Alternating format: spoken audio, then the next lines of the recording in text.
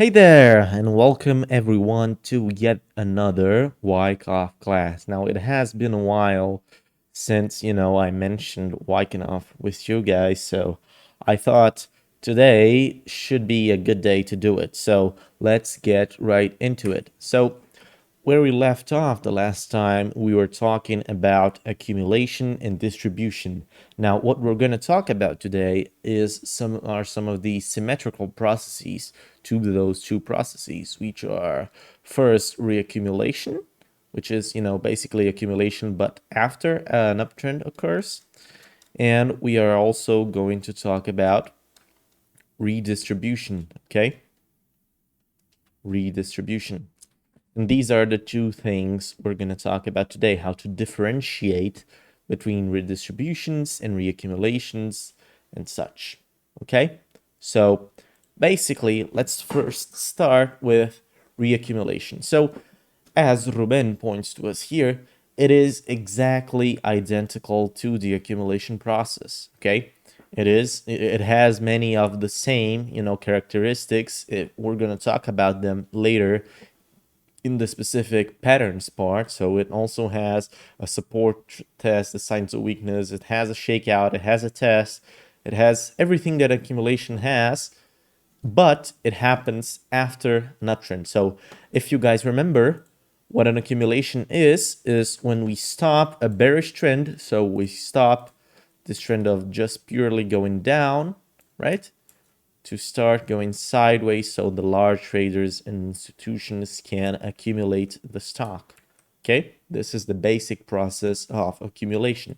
And reaccumulation happens after an uptrend. Okay, on Bitcoin, sadly, we do not have any major examples of reaccumulation on larger time frames. Okay, so I personally think that the value of such, Wyckoff predictions and patterns and whatnot is only if you look at it in the higher time frames. Okay, if you start looking at Wyckoff in the 1 hour chart, the 4 hour chart, I think it's a little bit too low for it to be of any meaningfulness. Okay, because the processes that the Wyckoff theory theorizes about, they essentially happen over long time frames and they require a lot of time to be prepared. Okay, so this is why the larger time frames are usually more relevant for such analysis.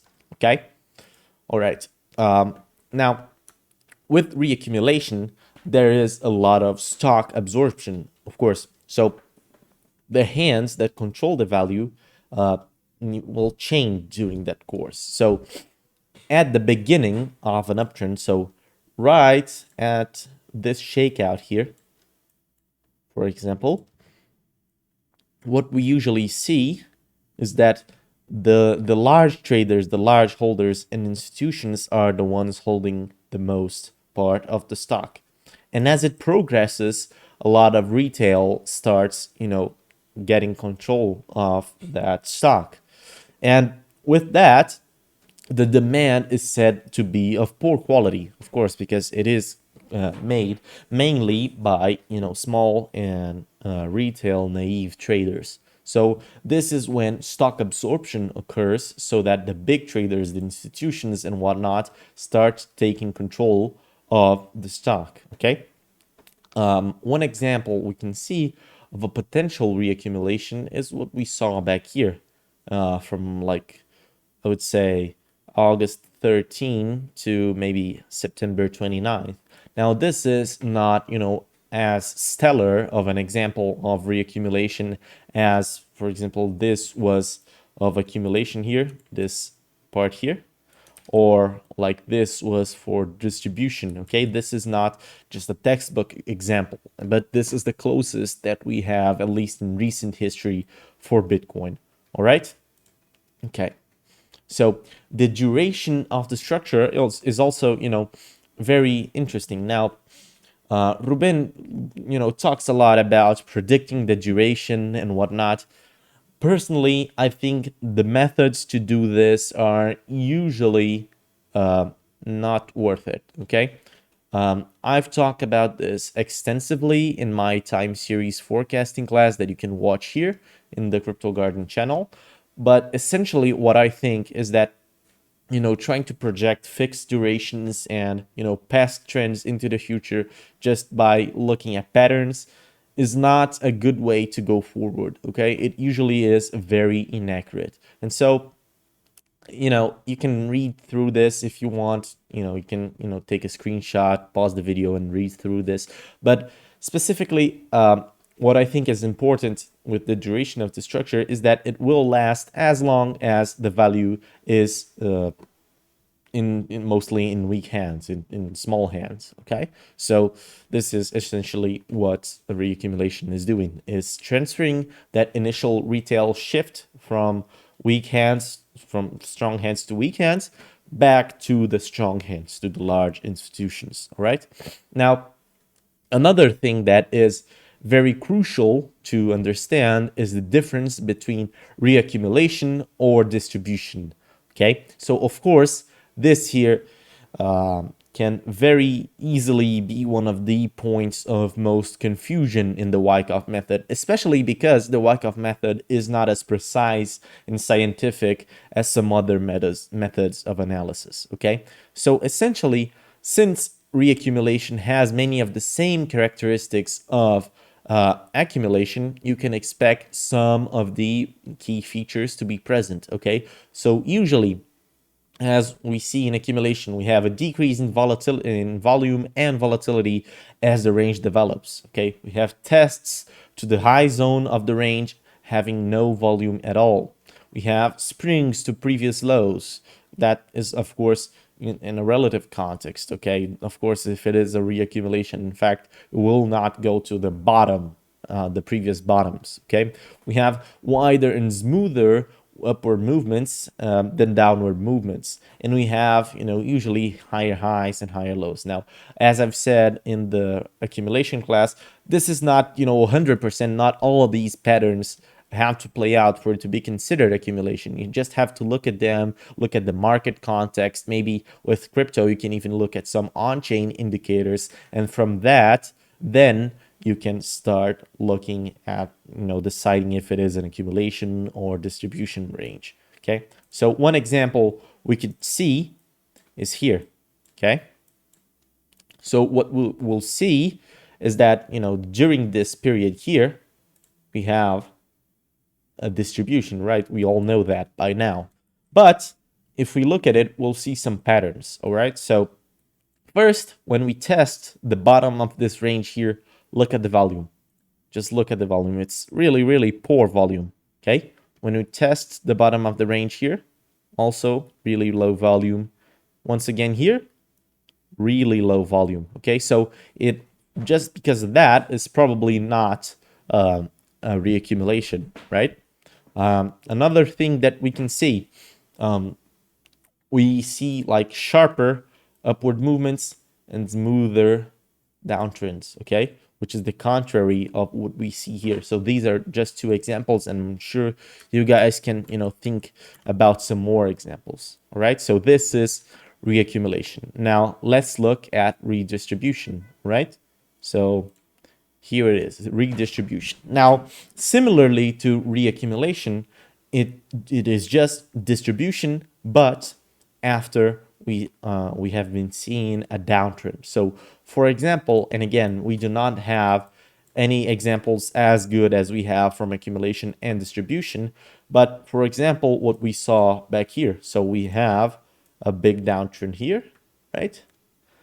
And that downtrend is momentarily stopped so that we can, redistribute and then dump down even more, okay? So essentially, as we see in the optics of stock control, what we usually see is that during these, big downtrends, usually retail will just, jump off the ship, right? That is usually what happens. People start seeing loss and they start panicking and they sell as much as they can. And so we have poor quality supply, we could say that. And then what the institutions do is that they create these ranges so that retail gets excited about it again. You know, back when we were right here at 48K, if you guys remember, a lot of people were calling, oh, the bottom is in, we're going to go up forever. In fact, we didn't, right? But this is essentially why these ranges are developing, right? So just pay attention to it. This is just stopping a downtrend to continue with a sideways trend for the large traders to distribute their stock into the weak hands control. Okay. Again, defining if it is redistribution or an accumulation, it is, you know, very, very, it requires a very, very judicious analysis, as Ruben points to us here. We have to look at the patterns from distribution. So, for example, the common characteristics of distribution ranges are that we usually see high volume and volatility during the range of development. Okay, so we usually see high volatility. We have tests to the lower zone of the range without volume. Okay, we have upward shakes to previous highs. We have wider and more fluid movements and down bars than up movements and up bars. And we have development of lower highs and lows. Now, again, not all these patterns are going to play out, especially this here, upward shakes to previous highs. Of course, if it is a redistribution, it's probably not going to do that. But we have to take into consideration these characteristics. Now, one example we can see is, since this here was an example of accumulation, right? This range here that we saw, how could we tell that it was in fact an accumulation range and not a distribution range? So when we had the tests to the bottom of the range, we usually had some lowish volume. Okay, so we have some lowish volume here, right? If we compare it to beforehand, we have, you know, a high volume bar here, but it is followed by another test with very low volume, right? Very low volume here. Okay. And so this is demonstrating also very little interest. Okay. Very low volume here, and so on and so forth. Okay. So yeah, and when demand is no longer available, a turning point takes place, and then we start, you know, going down again. So this is the essential process of redistribution and reaccumulation, right? Pay attention to it. And if you guys just take a couple things from this video, just take into consideration that first, redistribution and reaccumulation are in fact identical to accumulations and distributions. The only thing that changes is the trend that comes before them, okay? And second, this is, as like everything in Wyckoff theory is, this is in fact about stock control, about weak hands and strong hands, and who is, you know, in control of the markets. Okay, so yeah, that was it. If you want to sign up for more content, you can head up to thecryptogarden.io. I think this is a good place to stop. So goodbye.